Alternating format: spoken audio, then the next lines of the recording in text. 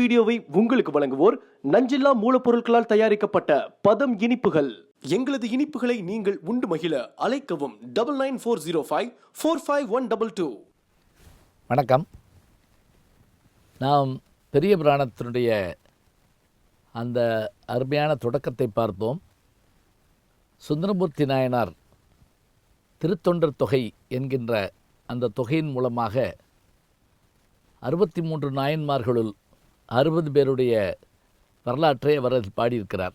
பின்னர் வந்த சேக்கிழார் தான் தன்னுடைய பெரிய புராணத்திலே திருத்தொண்டர் தொகையினுடைய அதை மூல நூலாக வைத்துக்கொண்டு வழிநூலாக தம்முடைய பெரிய புராணத்தை 63 நாயன்மார்களுடைய வரலாறாக செய்திருக்கிறார் என்று பார்த்திருக்கிறோம்.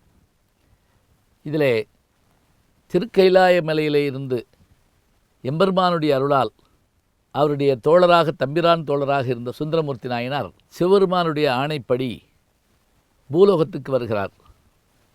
புவனியில் போய் பிறவாமை எல்லால் நாம் போக்குகின்றோம், அவமே இந்த பூமி சிவன் உய்யக் கொள்கின்ற வாரென்று நோக்கி என்று மாணிக்கவாசகர் சொல்வார்.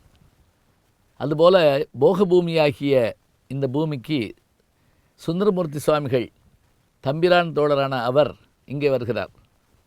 எங்கே அவர் தோன்றினார் என்றால் திருமுனைப்பாடி நாடு. அவர் தோன்றிய நாடு தமிழகத்திலே திருமுனைப்பாடி என்கின்ற அந்த தொண்டை நாட்டிலே அவர் தோன்றினார். இவருடைய தாய் தந்தையர் பெயர் சடையனார், இசைஞானியார். அந்தன குடும்பத்தைச் சேர்ந்த இவர்கள் தங்களுக்கு கிடைத்த பெரும்பேராக தங்கள் பிள்ளையை வளர்த்து வந்தனர். ஒரு நாள் இவர் 5 வயதிற்கும்போது ஐம்படைத்தாளி அழகான ஆபரணங்கள் அணிந்து சிறு கொண்டையோடு வீதியிலே சிறுதேர் உருட்டி விளையாடுகிற காட்சி அற்புதமான ஒரு நிகழ்வாக இருந்தது. அந்த காட்சியை யார் பார்த்தார்கள் என்றால் அந்நாட்டின் அரசராகிய நரசிங்க முனையர் பார்த்தார். குழந்தையின் அழகும் தெய்வீக ஜொலிப்பும் அவரை ஈர்த்தது. அவர்களுடைய தாய் தந்தையரிடத்தில் சென்று இந்த குழந்தையை நான் என்னுடைய வளர்ப்பு பிள்ளையாக வளர்க்கிறேனே என்று கேட்டுக்கொண்டார். அவர்களும் செய்தார்கள். அதன்படி அரச போகத்தோடு இவர் வாழ்ந்து வந்தார்.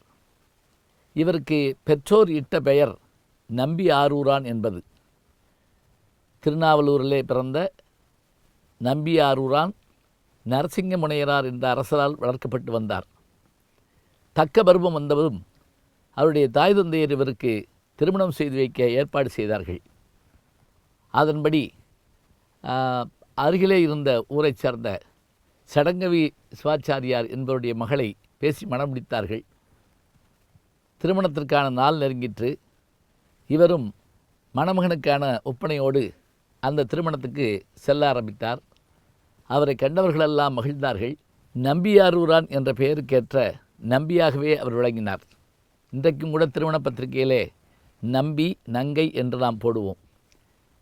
இவர் அப்படி வந்தபோது மணமேடைக்கு அருகிலே செல்கிற நேரத்தில் திருமண ஏற்பாடுகள் நடந்தபோது ஒரு முதியவர் ஒருவர் இங்கு தோன்றினார்.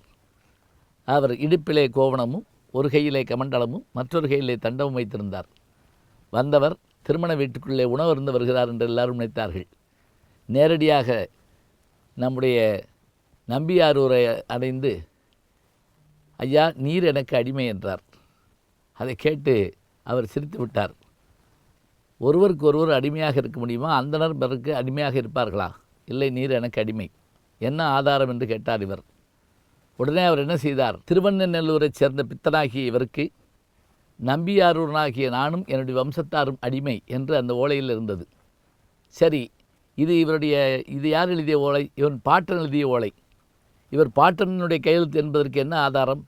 கொடுங்கள் பார்க்கலாம் என்றார் நம்பியாரூரார். உடனே வந்த முதியவர் சிரித்தார். உன் பாட்டனையே நீ பார்த்திருக்க மாட்டாய், அவன் கையெழுத்தையாக பார்த்திருக்க போகிறாய் என்று சொல்லிவிட்டு ஆவணங்களை எடுத்து வர சொல்லுங்கள் என்று சொல்ல, அதன்படி ஆவணங்களை எடுத்து வந்தார்கள் நாவலூரிலிருந்து. அது சரியாக இருந்தது. ஆக நீர் அடிமைதான் என்று சொல்ல, அந்த பெண்ணிடத்தில் வருத்தத்தை தெரிவித்துவிட்டு திருமணத்தை நிறுத்த அந்த பித்தன் பெண்ணே அவர் சென்றார். பித்தன் பெண்ணே செல்கிற நம்பியாரூரை பார்த்த எல்லோரும் வருந்தினார்கள். எங்கு அழைத்து செல்கிறீர் என்று கேட்க, திருவட்டுறை என்கின்ற அந்த வெண்ணெய்நல்லூர் கோயிலுக்கு அழைத்து சென்றார். பின்தொடர்ந்து சென்றார் நம்பியாரூரார். உள்ளே சென்றவர் மறைந்து விட்டார். பித்தரே, எங்கு சென்றீர் எங்கு சென்றீர் என்று கேட்க எம்பெருமான் உமாதேவியோடு வந்து, சுந்தரா, என்னை தடுத்தாட்கொள்ள வேண்டுமென்று நீ என்னிடத்திலே கோரிக்கை வைத்திருந்தாய் கைலாயத்திலே, அதன்படி உன்னை தடுத்தாட்கொள்ள வந்தேன். எங்கே? சொற்றமலால் எம்மை பாடுக என்று சொல்ல, எப்படி பாடட்டும் என்று கேட்டாராம். நீர் எப்படி என்னை திட்டினாய்? பித்தா என்று கூப்பிட்டாய் அல்லவா, அதை வைத்து பாடு என்று சொல்ல, பித்தா பிறைசூடி பெருமானே அருளாளா என்று அந்த பாடலை, முதல் பாடலை சுந்தரமூர்த்தி சுவாமிகள் தொடங்குகின்றார். தன்னுடைய முதல் பாடலிலே எம்பெருமானை பித்தா என்று அழைத்த அந்த பாடலோடு தான் சுந்தரமூர்த்தி சுவாமிகளுடைய தேவாரம் தொடங்குகின்றது. இனி கதையை நாம் தொடர்ந்து பார்ப்போம். அந்த பாடலை கேளுங்கள். பித்தா பிறை சூடி பெருமானே அருளாளா, பித்தா பிறை சூடி பெருமானே அருளாளா, எத்தான் மறவாதே நினைக்கின்றேன் மன துன்னை, வைத்தாய் பெண்ணை தென்பால் வண்ணை நல்லூர் அருட்துறையுள், அத்தா உனக்கு ஆளாயினி அல்லேன் எனலாமே. ஏ